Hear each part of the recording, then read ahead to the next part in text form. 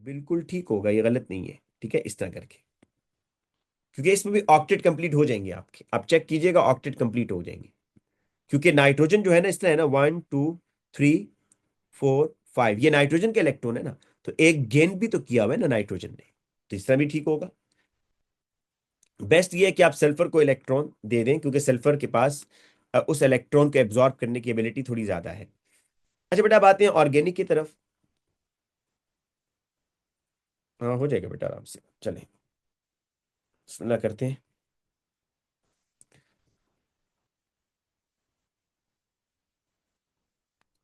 कह रहे कि CH3 CH2, ये इतना बड़ा सा आगे चेन दी हुई है, exist as a pair of stereo isomer. ठीक है बेटा, स्टीरियो आइसोमर में दो तरह के आइसोमर आते हैं। एक बेटा आता है ऑप्टिकल, और एक बेटा आता है सिस ट्रांस। तो आपको पता है सिस ट्रांस कब बनता है? जब कार्बन कार्बन डबल बॉन्ड हो। जब कार्बन कार्बन डबल बॉन्ड होना बेटा, फिर सिस ट्रांस बनेगा।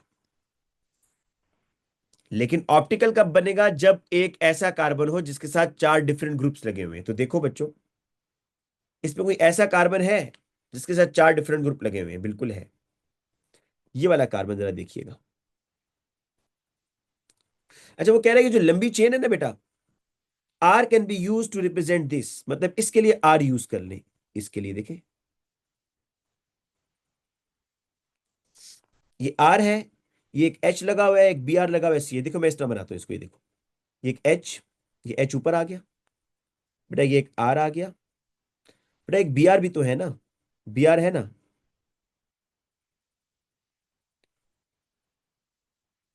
ये बी आर आ गया बेटा।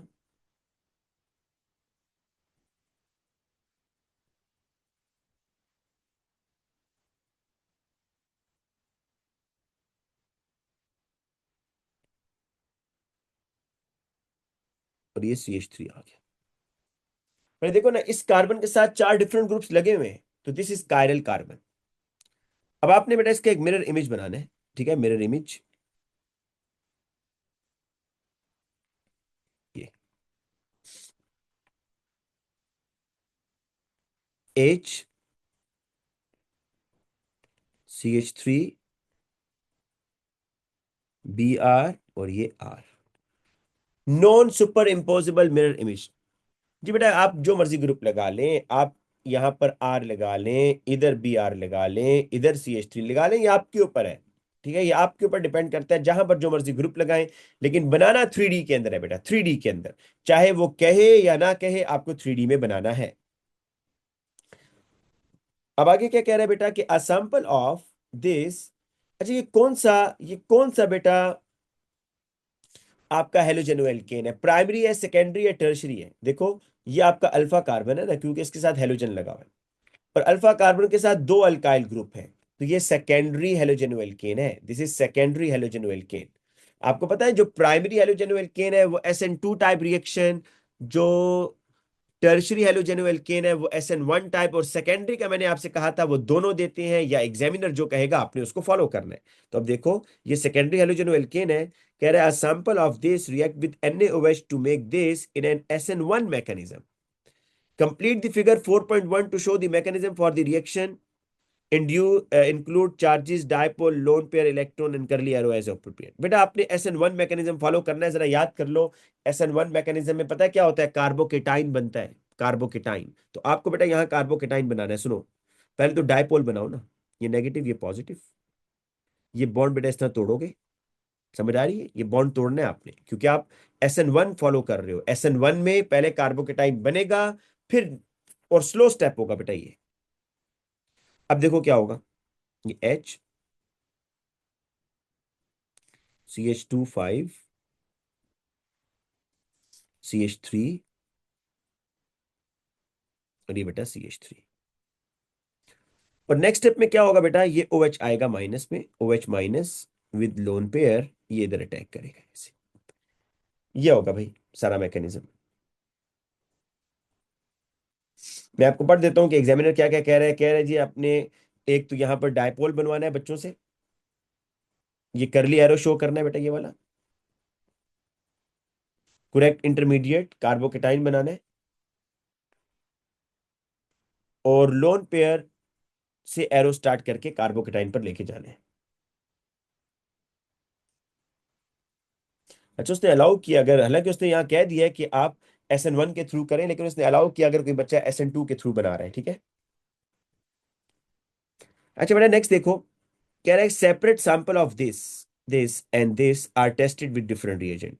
बेटा ब्रोमीन है, वैसे बताओ ब्रोमीन, बेटा ब्रोमीन कहाँ यूज होता है? ब्रोमीन बेटा कहाँ यूज होता है ये बताओ, ब्रोमीन जो रिएजेंट है वो किसको आइडेंटिफाई करने में यूज होगा? ब्रोमीन किसको हाँ, अल्कीन्स को, अगर हम ऑर्गेनिक की बात करें तो अल्कीन्स को ना। बेटा देखो यहां तो कोई अल्कीन नहीं है, यहां देर इज नो अल्कीन, कोई कार्बन कार्बन डबल बॉन्ड आपको नहीं दिख रहा। तो यहां तो बेटा आप अगर ब्रोमीन इसमें डालेंगे तो नो रिएक्शन, ठीक है, कह रहा है राइट क्रॉस। अच्छा यहां पर बेटा अगर नोट करो आप, CH3 CH2 5 टाइम्स है, CH, बेटा ये देखो CH double bond CH2, double bond show नहीं किया हुआ लेकिन है तो है ना बीच में। तो एल्कीन को आइडेंटिफाई कौन करता है? ब्रोमीन करता है। आप ब्रोमीन बेटा डालेंगे ना जब अल्कीन में, तो ब्रोमीन एल्कीन से रिएक्शन करेगा और ब्रोमीन का कलर डिस्चार्ज हो जाएगा, रेडिश ब्राउन टू कलरलेस, ठीक है। तो यहां पर बेटा रिएक्शन होगा ब्राउन टू कलरलेस।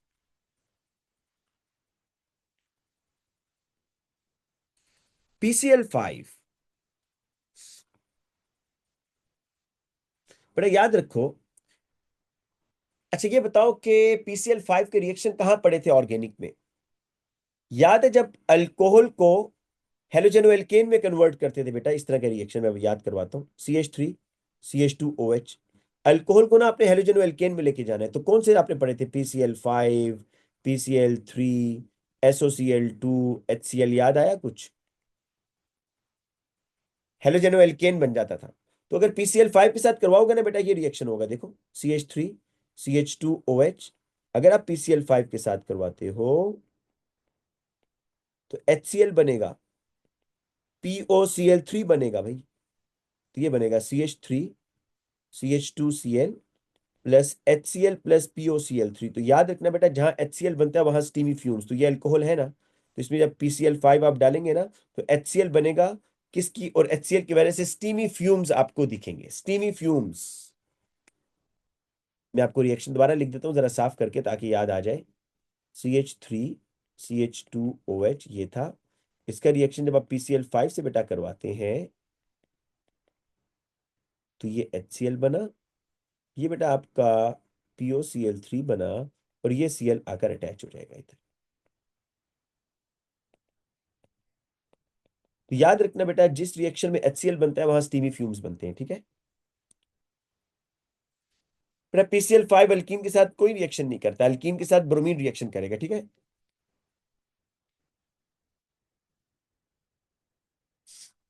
अच्छा बेटा आगे देखो, सिल्वर नाइट्रेट, सिल्वर नाइट्रेट, देखो बेटा सिल्वर नाइट्रेट आपने किस में डिजोल्व किया हुआ है?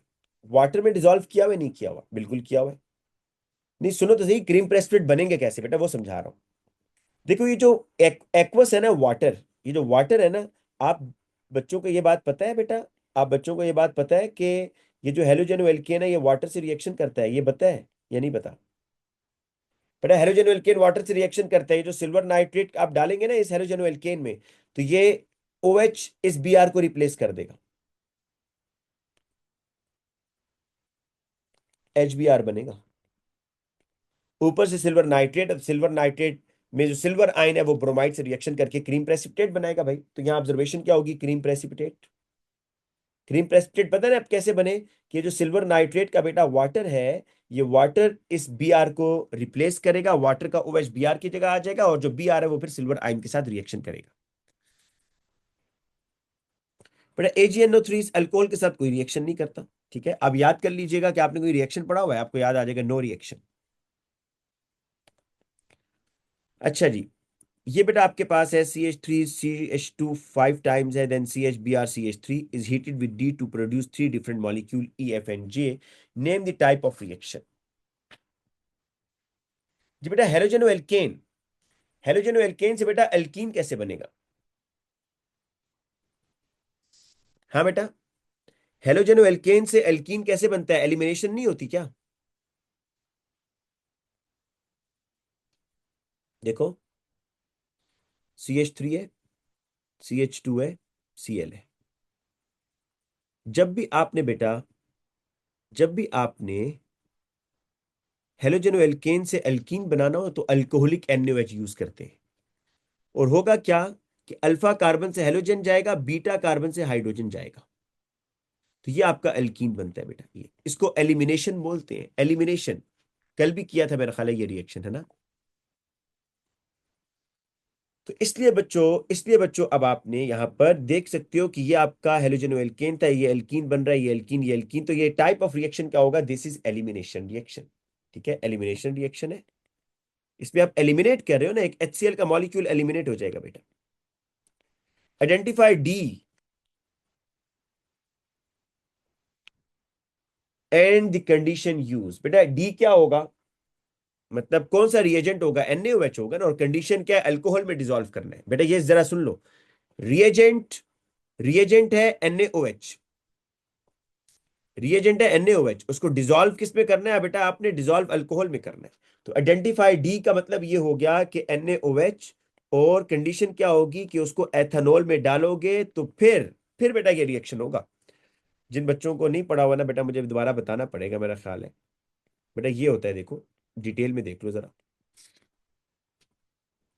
ये NaOH अल्कोहलिक है बेटा। ये अल्फा, ये फंक्शनल ग्रुप के साथ वाला कार्बन अल्फा होता है, अल्फा के साथ वाला कार्बन बीटा होता है। तो जब भी अल्कोहलिक NaOH होता है तो इसके रिजल्ट में अल्कीन बनता है। कैसे बनता है? देखो, ये अल्फा कार्बन से हेलोजन जाएगा और बीटा कार्बन से हाइड्रोजन जाएगा। तो ये देखो असल में ये HCl एलिमिनेट हो रहा है, ये Cl निकल रहा है, ये H निकल रहा है, और ये कार्बन कार्बन डबल बॉन्ड आ जाता है बेटा। ये इस तरह रिएक्शन होता है। साथ में क्या बनता है? बाज दफा वो कह देता है कंप्लीट इक्वेशन लिखो। ये बन रहा है बेटा NaCl और वाटर। हीट देनी है बेटा, बिल्कुल हीट देनी है, 100%। कह रहा है both sigma and pi bonds are present in a molecule of E as a result of different type of hybridization carbon atom. अच्छा, complete the table 4.2 to show the number of carbon atom with each type of hybridization in the molecule of E. sp कौन सा है बेटा? देखो hybridisation का ना एक formula है, अभी आपको बताता हूँ चलो। sp, आपने ये बताना है कि इस ई को मैं पहले इस तरह बना लेता हूँ बेटा, इस तरह करके फिर आसानी हो जाएगी।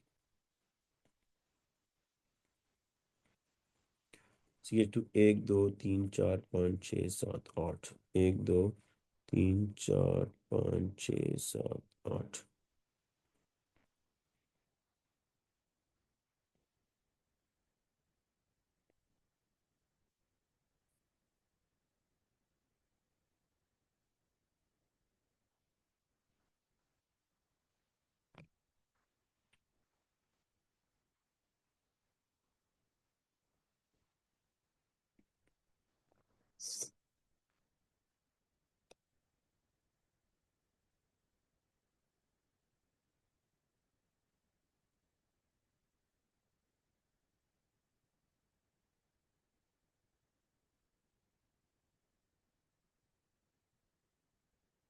अच्छा जी बच्चों, अब देखो, ये आप मैंने आपके सामने मॉलिक्यूल बनाया है। एक तो है इसका क्विक मेथड कि अगर, गौर से सुनना, अगर कोई कार्बन चारों सिंगल बॉन्ड बना रहा है तो वो sp3 हाइब्रिडाइज होगा। अगर कोई कार्बन एक डबल बॉन्ड बना रहा है तो वो sp2 होगा। अगर कोई कार्बन एक ट्रिपल बॉन्ड बना रहा है तो वो sp होगा। बेटा एक तो ये क्विक मेथड सुन लो, ये सिर्फ कार्बन के लिए, फिर और किसी के लिए नहीं।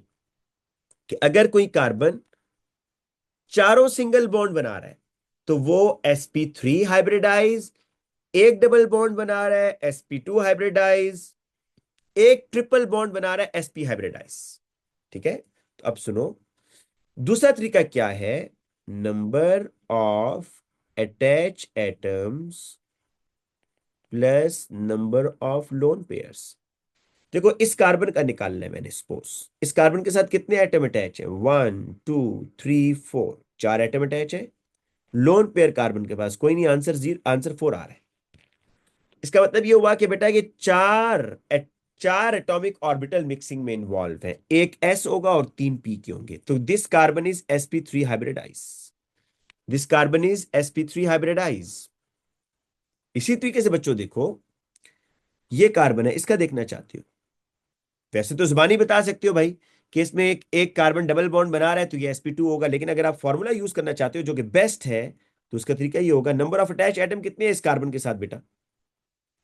एक, दो, तीन, तीन है। जरा चेक कर लो, तीन है भाई, ये जो मैंने ग्रीन कलर से मार्क किया, ये इसके साथ डायरेक्टली एटम्स अटैच है ना। तो number of attach atom 3, lone pair 0, answer 3R। इसका मतलब अब तीन एटॉमिक ऑर्बिटल मिक्सिंग में इन्वॉल्व है। एक एस होगा, दो पी होंगे, sp2। इसी तरीके बेटा ये भी sp2 है और बाकी सारे sp3 हैं। तो अब आप इस तरह कर लो, कोई कार्बन ट्रिपल बॉन्ड नहीं बना रहा, जीरो कार्बन sp हाइब्रिडाइज है।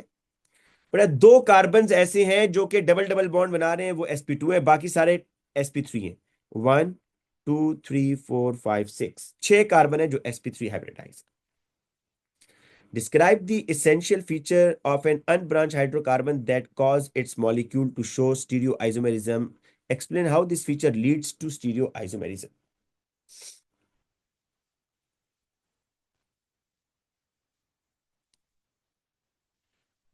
अनब्रांच हाइड्रोकार्बन का बताना है, हाँ। बेटा मेरी बात सुनो, हाइड्रोकार्बन की बात कर रहे हैं और अनब्रांच। अब इस अनब्रांच देखो, जब उसने यहां नाम लिया ना स्टीरियो आइसोमर का, तो मैं भी थोड़ा परेशान हो गया भाई कि ये स्टीरियो आइसोमरिज्म में तो दो आते हैं, सिस ट्रांस भी आता है और ऑप्टिकल भी आता है। अब हम किसका सोचें? लेकिन उसने कहा अनब्रांच हाइड्रोकार्बन भाई, CH3 CH double bond CH CH2 CH3। तो क्या ये अनब्रांच हाइड्रोकार्बन ऑप्टिकल हो सकता है? मुझे बताओ, क्या ये ऑप्टिकल हो सकता है? नहीं, ऑप्टिकल का चांस नहीं है। तो इसका मतलब है सिस ट्रांस की ही बात कर रहे हैं। अब सिस ट्रांस के लिए मैंने आपको कंडीशंस लिखवाई हुई है कि भाई डबल बॉन्ड होना चाहिए और डबल बॉन्डेड कार्बन के साथ डिफरेंट ग्रुप्स होने चाहिए बच्चों। अगर ये डबल बॉन्ड टर्मिनल पर आ जाए ऐसे, तो अब देखो टर्मिनल जब कॉर्नर पर आएगा ना डबल बॉन्ड, कॉर्नर पर, तो अब ये सिस्टर्स नहीं शो करेगा क्योंकि इस डबल बॉन्डेड कार्बन के साथ सेम ग्रुप लगे हुए, CH2, दोनों हाइड्रोजन लगे हुए हैं ना। तो डिफरेंट ग्रुप्स होने चाहिए भाई, डिफरेंट ग्रुप्स होने चाहिए। तो एक तो बेटा ये है कि आपने बताना है कि, अच्छा 3 नंबर है, आपने एसेंशियल फीचर्स बताने हैं और एक्सप्लेन करना है how this feature leads to stereoisomerism. Interesting है भाई ये। पहली चीज बेटा ये बताओ इसको, एक तो ऑप्टिकल निकल गया ना सिस ट्रांस के लिए, प्रेजेंस ऑफ पाई बॉन्ड, मतलब डबल बॉन्ड होना चाहिए, प्रेजेंस ऑफ पाई बॉन्ड, पहली बात। अच्छा बेटा मैंने आपको ये बताया था, मेरे पास यहाँ पर स्ट्रक्चर पड़ा भी हुआ, हाँ ये देखो, ये जो डबल बॉन्ड होता है ना बच्चों, इस डबल बॉन्ड की वजह से क्या ये एटम रोटेट कर सकता है? बताओ, क्या ये दो कार्बन रोटेट कर पा रहे हैं? हाँ बच्चों, क्या ये कार्बन रोटेट कर पा रहे हैं, नहीं कर पा रहे? डबल बॉन्ड की वजह से, ये देखो, ये जो मैं इसको रोटेट करने नहीं कर पा रहे ना, रेस्ट्रिक्टेड रोटेशन। लेकिन बच्चों मैं अगर इसको यहाँ सिंगल बॉन्ड कर दूं इसको ऐसे, ये देखना, सिंगल बॉन्ड की वजह से ये रोटेशन करेंगे भाई, ये देखो, ये देखो, सिंगल बॉन्ड की वजह से रोटेशन हो रही है, ये देखो। तो डबल बॉन्ड की वजह से रेस्ट्रिक्टेड रोटेशन होती है, जिसकी वजह से अगर कोई ग्रुप ऊपर लगा हुआ है तो वो ऊपर ही रहेगा, कोई नीचे है तो वो नीचे रहेगा, सिस ट्रांसफर आपका बनेगा। तो प्रेजेंस ऑफ डबल बॉन्ड, इससे क्या होता है? रेस्ट्रिक्टेड रोटेशन होती है और different groups on double bonded carbon atom.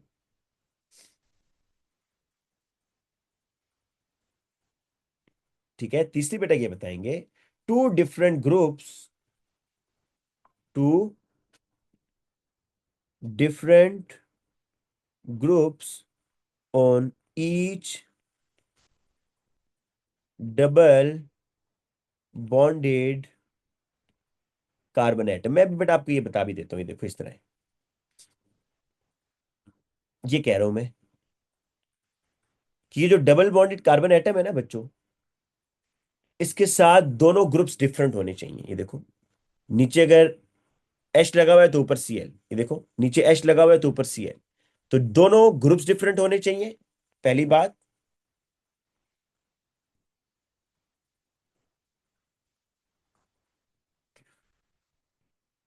एक बच्चा पूछ रहा है कि कैसे पता चलेगा कि इसी से ये ट्रांस है? बेटा ये तो, अगर दो सेम ग्रुप सेम साइड पर लगे हुए हैं, देखो ये दोनों क्लोरीन सेम साइड पर है ना, तो ये सिस होगा। और अगर ऐसे लगा हो बच्चों, एक क्लोरीन ऊपर एक नीचे, तो ये ट्रांस होगा। अगर सेम ग्रुप्स ऑपोजिट साइड पर आ रहे हैं तो उसको आप ट्रांस कहेंगे, ठीक है।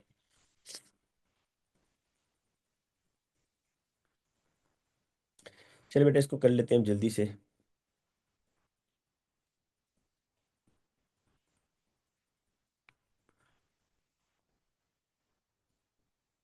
बेटा अनब्रांच इसलिए कह रहा है ना, अनब्रांच इसलिए कह रहा है कि अगर वो ब्रांच अलाउ करे ना, तो उसमें बेटा फिर ये चांसेस भी तो हो सकते हैं ना कि आप ऑप्टिकल आइसोमर की तरफ चले जाओ ना। देखो देखो, अगर वो अनब्रांच, अगर वो ये कहे कि भाई ब्रांच भी हो सकते हैं, फिर तो आप ऑप्टिकल आइसोमर की तरफ जा सकते हैं, ऑप्टिकल आइसोमर की तरफ जा सकते थे ना, कायरल कार्बन।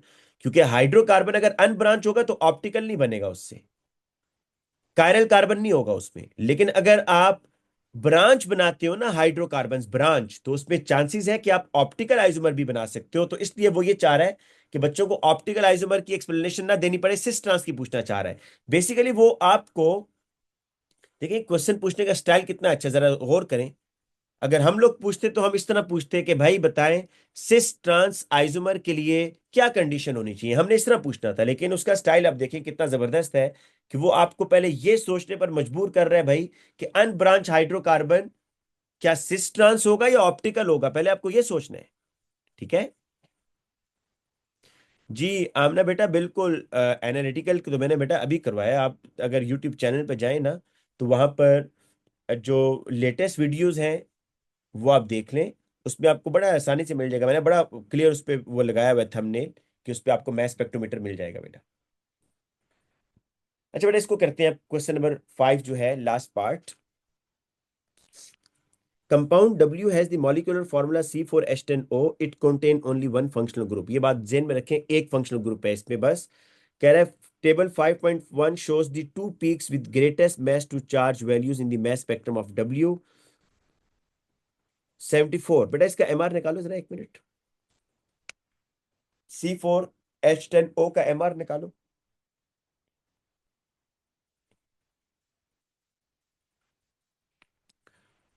74 आ रहा है। तो ये 75 किस वजह से आ रहा है पता है आपको?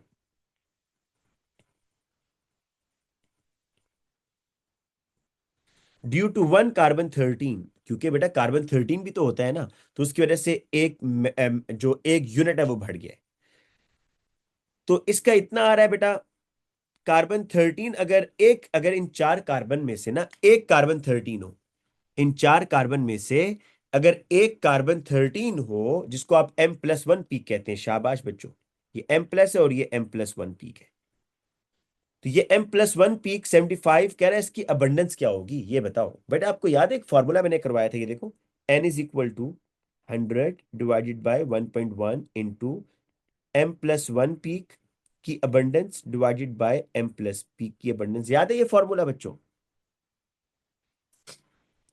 तो अब आपने यहां पर ये बेसिकली 75 M+1 पीक है, मतलब कार्बन 13 की अबंडेंस आपने निकालनी है। M+ की आपको पता है बेटा 50 है, तो बस। और N कितना है? N is the number of carbon atom, चार कार्बन है भाई। तो लिखो यहां पर 4, N की जगह 4 आया। 100 1.1 M+1 पीक ऐसे ही रहेगा, और डिवाइडेड बाय M+ पीक कितनी है? 50 है। M+1 निकाल लो बस।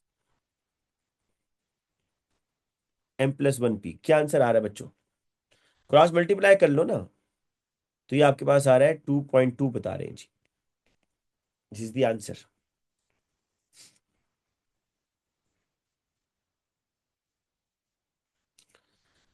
अच्छा बच्चों, अब ये कह रहा है कि the mass spectrum of W shows the peak at mass to charge ratio is 29 and mass to charge ratio of 59, suggest the molecular formula of these fragments। आपको पता है ना बेटा कि mass spectrometer के अंदर जो आपका मॉलिक्यूल है वो फ्रेगमेंटेशन में जाता है, और एक फ्री रेडिकल बनता है जो कि मशीन में जाया हो जाता है, और एक पॉजिटिव आयन बनता है। जो पॉजिटिव आयन बनता है उनकी पीक आ रही है। कह रहे जो पॉजिटिव आयन है, एक पॉजिटिव आयन का मैस 29 है और एक पॉजिटिव आयन का मैस 59 है। जरा चेक करो बेटा, ये तो वैसे मैंने आप लोगों को याद भी करवाए हैं। क्या याद करवाए थे? कि CH3+, C2H5+, C3H7+। जरा बेटा इनके मैसेज तो ऐसे ही याद कर लो ना, ये तो बहुत कॉमन है। CH3+ का मैस क्या होगा? कार्बन का 12 और 3 हाइड्रोजन, क्या मैस आएगा?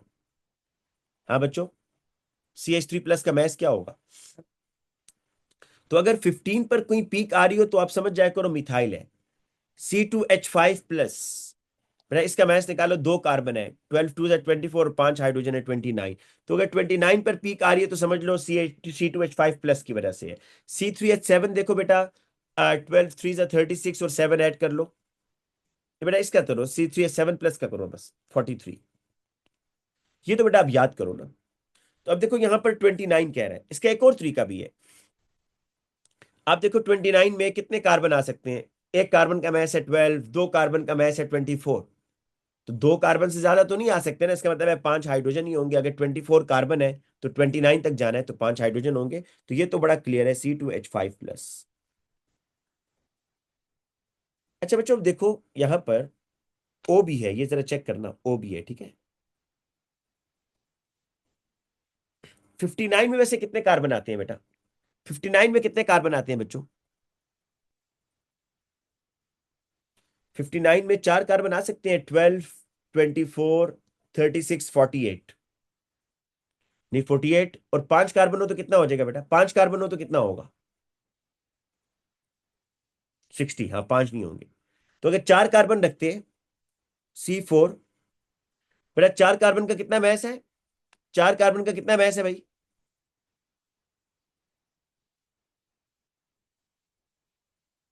48 ना। और 48 और 58 और 59, C4H11। ये तो बेटा C4H11 तो नहीं होता ना? C4H11 होता है, मुझे बताओ एक मिनट। C4H9 प्लस होता है, C4H9 होता है ना बेटा। C4H11 तो नहीं होता, तो इसलिए ये हम छोड़ देते हैं ऑप्शन। जरा C3H7, मतलब चार कार्बन की बात नहीं बन रही ना। लेकिन हमें पता है बीच में O भी है भाई। तो हम अगर बीच में O लेकर आए, मतलब C3H7 प्लस आपके पास है बच्चों 43 है। और 43 और 59 में कितना गैप आ रहा है अभी? कितना गैप आ रहा है भाई? 43 और 59 में कितना गैप है? 16 का। तो इसका मतलब बीच में ओ भी है, बीच में ओ भी है। फिर तो ये इस तरह नहीं बन सकता, C3H7, C3H7O प्लस। अच्छा, ये प्लस नहीं डालेंगे तो मार्क्स कटेंगे, क्योंकि आपको पता है कि जो मैस स्पेक्ट्रोमीटर है वो पॉजिटिव आयन के साथ काम करता है ना। तो प्लस डालना बहुत लाजमी है बेटा, प्लस लाजमी डालेंगे, ठीक है ना। अब बेटा देखो, कह रहे हैं, a sample of WC4H10O is heated under reflux with an excess of acidified potassium dichromate, ये ऑक्सीडाइजिंग एजेंट है, until there is no further reaction, only one organic product X is present in the mixture at the end of the reaction। बेटा ये W दिखा रहा है आपको, ये W का स्पेक्ट्रम है, ठीक है। और देखो ये एक ए पीक आ रही है, बड़ी फेमस पीक है। कोई बच्चा बता सकता है? ये ए पीक बहुत फेमस है भाई, जो 32 से 36 के दरमियान आती है। देखो ना, ये आपका 32 और 36 के दरमियान ही आ रही है ना ये पीक।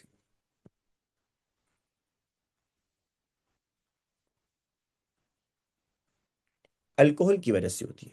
Alcohol, OH hydroxy. इसका मतलब ये हुआ बच्चों कि इस W के अंदर अल्कोहल, उसने कहा था एक ही फंक्शनल ग्रुप है, अल्कोहल लिखो या हाइड्रोक्सी लिखो, उसने कहा था एक ही फंक्शनल ग्रुप है इस W में। इसका मतलब है OH is present, OH is present, है ना। अच्छा एक और बात बताऊं, अब मसला पता है क्या है?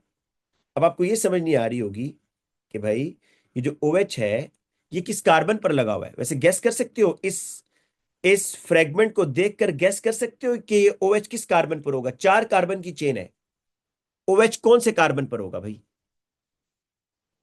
थर्ड पर होगा, क्योंकि C3H7O आपने निकाला है ना, शाबाश, थर्ड पर होगा भाई। अगर चौथे पर होता ना, मतलब पहले पर होता, तो CH3 CH2 CH2 CH2OH। तो इसका मतलब है दरमियान में आ रहा है, तीसरे के साथ O आपने लगाया ना इधर, तो यहां से फ्रेगमेंटेशन हो रही है। चलो आगे चलते हैं, इधर देखते हैं। कह रहा है बेटा कि जब आपने इस अल्कोहल की ना, आपको ये समझ आ गया ये अल्कोहल है, ये आपको समझ आ गया भाई कि ये अल्कोहल है। इसकी जब ऑक्सीडेशन की है तो एक ऑर्गेनिक प्रोडक्ट बना एक्स। अल्कोहल की जब ऑक्सीडेशन की है ना, तो एक ऑर्गेनिक प्रोडक्ट बना एक्स। तो बेटा ये एक्स के बता रहा है, एक्स की ये है भाई स्पेक्ट्रम। जरा देखो ये बी बड़ा फेमस है भाई। ये देखो ये 1500 और 2000 के बिल्कुल दरमियान में तकरीबन आ रहा है, मतलब 1750 के आसपास। 1750 है ना बेटा दरमियान।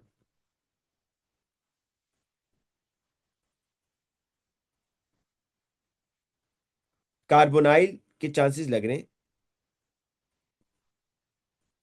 ये भी हो सकता है ये।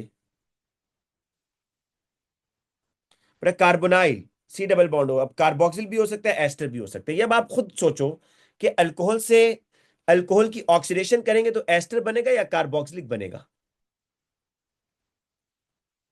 कीटोन भी हो सकता है, हाँ कीटोन भी हो सकता है, एस्टर नहीं हो सकता ना बेटा। अल्कोहल की ऑक्सीडेशन से तो एस्टर नहीं बनता ना, वो तो अल्कोहल और कार्बोक्सिलिक एसिड को रिएक्शन करें तो फिर वो एस्टर बनेगा। तो इसलिए बेटा यहां पर इस तरह करते हैं कि हमें ये शक हो गया कि इसमें भाई अल्कोहल की ऑक्सीडेशन हुई है, अल्कोहल की ऑक्सीडेशन हुई है तो या कार्बोक्सिलिक एसिड होगा या वो होगा। अब बेटा एक और चीज सोचो ना, आप कह रहे हैं कि 4 कार्बन वाला अल्कोहल है ना, 4 कार्बन वाला, लेकिन आप लोगों ने कहा है कि सर ये OH टर्मिनल पर नहीं लगा हुआ क्योंकि आपने एक फ्रेगमेंटेशन बनाया है C3H7O। मतलब आप कह रहे हैं भाई तीसरे कार्बन पर OH लगा हुआ, ये नहीं हो सकता।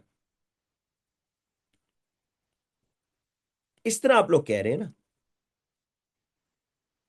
इस तरह हो सकता है ना बेटा, क्योंकि आपने जब अभी फ्रेगमेंटेशन की थी तो C3H7O की थी, देखो ना C3H7O ये बन रहा है भाई, समझ आई? तो अब ये कीटोन के चांसेस हैं। अब कह रहा है एब्जॉर्प्शन ए इन फिगर 5.1। 5.1 में जो एब्जॉर्प्शन ए हो रही है बेटा वो किस वजह से हो रही है? OH, ये आपने बता दिया है यहां पर, देखो ना ये OH की वजह से हो रही है। OH और फंक्शनल ग्रुप कौन सा है? Hydroxy alcohol. तो बॉन्ड लिखोगे OH, फंक्शनल ग्रुप लिखोगे हाइड्रोक्सी या अल्कोहल। इसी तरीके से बेटा बी में क्या हो रहा है?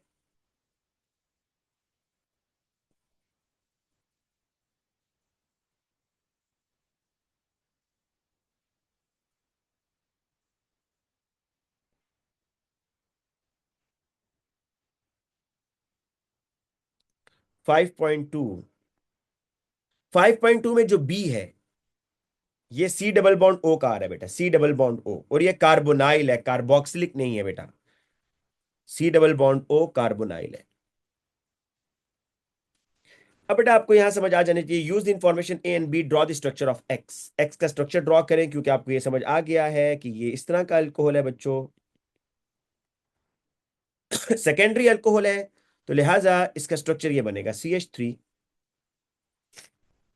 CH2 C double bond O and CH3। Skeletal बना दो ऐसे करके बेशक, ऐसे बनेगा। Last one, Y is a structural isomer of W। अब Y कहां से आ गया भाई? W क्या? अच्छा W ये अल्कोहल है, W सेकेंडरी अल्कोहल है, याद रखिएगा।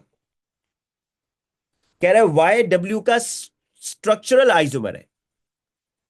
मतलब मतलब ये है कि स्ट्रक्चरल आइसोमर में चेन आइसोमर आता है, पोजीशन आइसोमर आता है और फंक्शनल ग्रुप आइसोमर आता है। फंक्शनल ग्रुप तो चेंज नहीं होगा, यही रहेगा और हो नहीं सकता, आप चेक करके देख लें। तो इसका मतलब ये होगा कि आप ब्रांचिंग कर सकते हैं, पोजीशन चेंज कर सकते हैं, ठीक है।